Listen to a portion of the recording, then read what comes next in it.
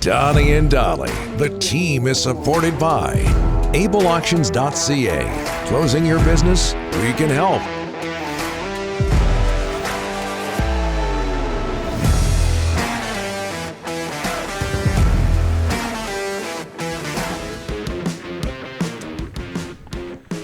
All of our guests today, including Craig Button, standing by, brought to you by the Bayside Oceanfront Resort, located oceanside in beautiful Parksville. You can hear the wind from your hotel room there, or maybe that's just Rick. The Bayside Resort is one of Vancouver Island's premier getaway spots, with summer right around the corner. That Parksville breeze, I'm telling you. Parksville provides endless adventure, including beaches, golf, breweries, and more, all minutes away from the Bayside. Call now to book your reservation. Mention Donnie and Dolly, you get 10% off your nightly room rate. Book your island getaway today at BaysideOceanfrontResort.com or call 250-248-8333.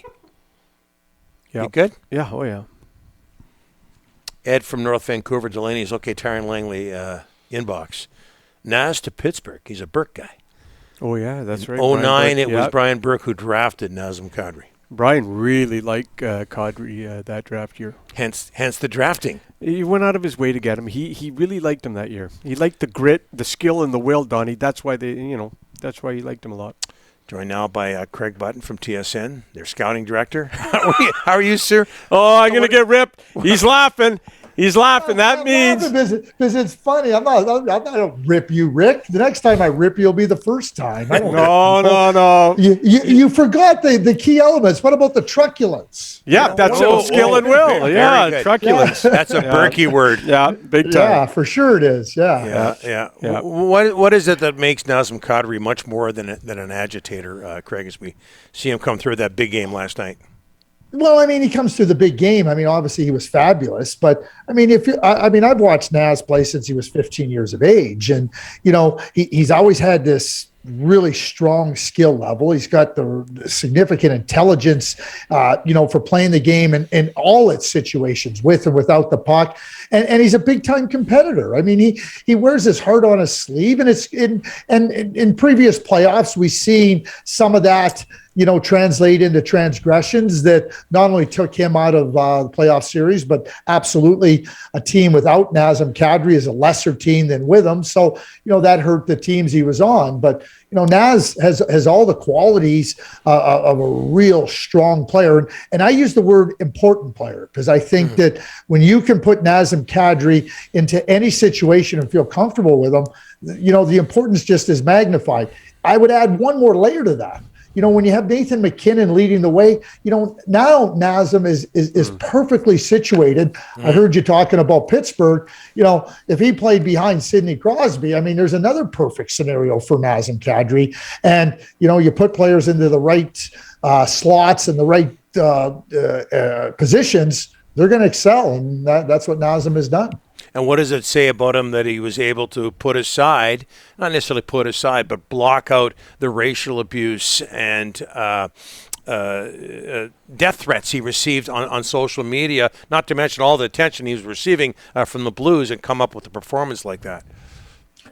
Well, I'm going to go a couple places here. Number one is that when you're in the comfort of your teammates and knowing that I can have a single-minded focus in playing, you can zero in on that and find some level of ability to go and perform. And certainly Nazem and players are able to have that single-minded focus. Now that being said,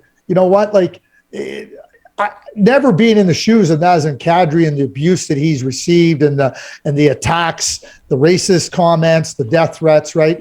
I can't even begin to even imagine what he's going through. But, when you consider, and I'll bring it right up here right now, Craig Berube, to me, absolutely disappointed me. He absolutely disappointed me because in the same game where Samuel Girard ended up out for the season with a broken sternum on a really good, solid hockey play hit by Ivan Barbashev. You know what? Jared Bednar said, hey, listen, it was a good hit. It was a clean hit. It's unfortunate what ended up happening. And Craig Berube goes and insinuates, based on the reputation of Nazem Kadri, he stoked the fires. Then he poured fuel on the fires. To say I'm disappointed in Craig Berube would be an understatement, because you want to go and insinuate that was just an unfortunate play for Jordan Binnington. And Craig Berube starts, and then he was asked yesterday about it. I'm not going to comment. You're the one that started it. You're not going to comment on somebody getting death threats and receiving racist comments. You're not going to comment. And further to that, Craig Berube, who's Indigenous, you would think that he would speak to it as, I'm not going to say well, but he could speak to it from his own personal experiences. Mm-hmm. I tell you what, disappointment doesn't even begin to describe my feelings about Craig Berube right now. Absolutely. Craig, over to the Battle of Alberta, 23 points, 10 games, Connor McDavid. How we're all impressed. I mean, he's just playing out of this world. He's obviously a generational talent, but how good has he been in these playoffs for you? Can I? Well, he's been great. So I'm going to come back, and Rick and Donnie, we've had this conversation, and the word generational gets thrown out. Is this player a generational player? Is this player a generational player? I think that Connor McDavid now should absolutely be the poster boy for what generational player is, just like Sidney Crosby before him, and Mario Lemieux, and Wayne Gretzky, and Bobby Orr.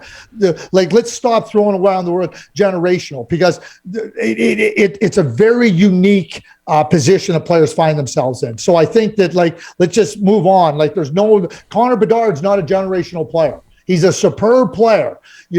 Austin Matthews, not a generational player. They're superb players. They're not generational. Connor McDavid, with his skill and the ability that he plays with that skill at the level he plays at, it's unprecedented. There's nobody been faster. There's nobody that executes at a higher speed in the history of the game. Wayne Gretzky, when people scoff and people say, when Wayne Gretzky says, oh yeah, I couldn't play today. Oh yeah, you could. No. When Wayne Gretzky came through his era, he was the best. He was great. We know how great he was. But Wayne's right. Just like let's look at Donovan Bailey. He won the 100 meters, the gold medal in the 100 meters at the Olympics. He couldn't come now and race against Usain Bolt. He couldn't win. It doesn't mean he wasn't great in his era. But when you watch what McDavid does, and when we talk about progress in terms of everything that he has taken, the genetics, the training, and everything, best ever. He's the best ever. That doesn't mean he's going to be the greatest player ever, or that we're adjusting for errors. Nobody has done what Connor McDavid is doing right now. Nobody. Yeah. I didn't think he could get to another level, but I think he has over the last couple of weeks. Hey, Craig, running out of time here, but what does Tampa's sweep of the Panthers say about the Leafs and their ability to take Tampa Bay to 7 games? Well, good. You got to win 4 games to win a series. Good. You took him to 7. You know what? If you want to go take your hat and hang it on, we lost in 7, and the team that played them after lost in 4. Therefore, we should not. Maybe they should have a parade in Toronto for taking it to 7 and losing. You know what? You lost. You know what? So you can look at it any way you want. They lost. They've lost 10 straight games when they had a chance to clinch a series. You know what? If they were in Missouri, I'd say, show me. Show me what you got. Because all they've shown me is they don't got nothing when it comes to winning series. So you want to go get comfort? Go ahead. Get your comfort all you want. Oh, yeah, we took them to 7. Yeah, right. You're on fire today. Donnie, I'll tell you this. When I hear people talk like losers, and I'm not talking about you or anybody else, but if you want to talk like a loser, pretty much you are a loser. So if the Toronto Maple Leafs want to talk about hanging their hat on, we took them to 7, it's just loser talk. That's what it is. I had another question to ask you, but let's leave on a high note. You're on fire today. That's just outstanding, Craig. How do you know I won't be on fire on your next question? Well, no. Okay, how about this? Did you see that coming with the Panthers and Lightning? Yes, I did. And I'll tell you why. Okay. No, I did. I'll tell you why. Because I watched the series against the Washington Capitals. And not in one of those 6 games did the Florida Panthers raise their level of play. And in the playoffs, it's about raising your level of play.